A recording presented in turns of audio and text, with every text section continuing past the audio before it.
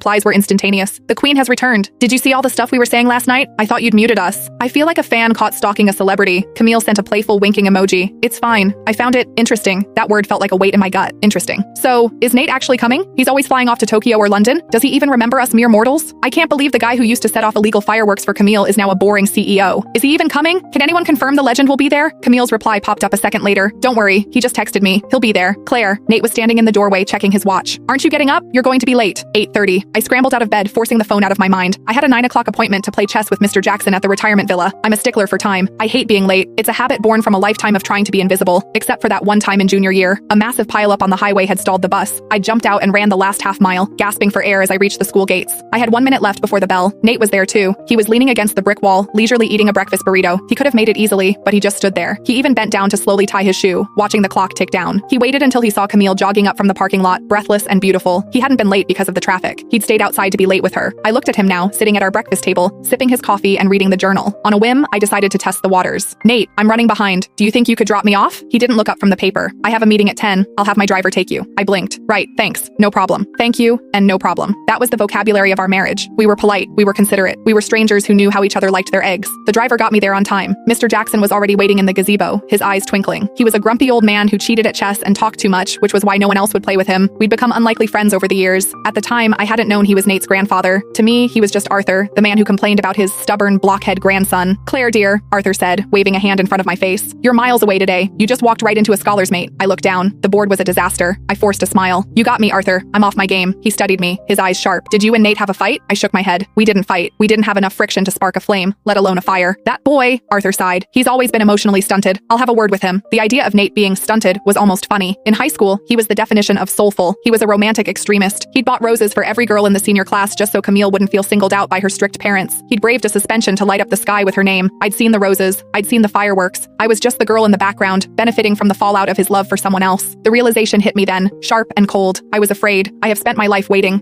for the 50% off stickers at the grocery store, waiting for the last bus in the rain, waiting in the foster system for a family that never came. I was falling into the old habit again. I was waiting for the inevitable, waiting for Nate to realize he still loved her, waiting for the "we need to talk" conversation, waiting to be discarded. Usually the waiting was a numb, dull thing, but this time, it hurt. I decided, for the first time in my life, to be brave. I went to Nate's office. I rehearsed the questions in my head the whole way there. Do you still love her? Are we over? I didn't even make it past the lobby. The receptionist gave me a polished, pitying smile. I'm sorry, Mrs. Vance, but Nate is in a closed-door session, unless it's an emergency. I wasn't even sure if Nate wanted his employees to know he was married to someone like me. I hadn't pushed for a public profile. It's fine, I said. I pulled out my phone to call him, just as the elevator dinged. Nate walked out, surrounded by a phalanx of VPs. He looked at his phone, a flicker of confusion crossing his face, but he didn't answer. I hung up instinctively. He was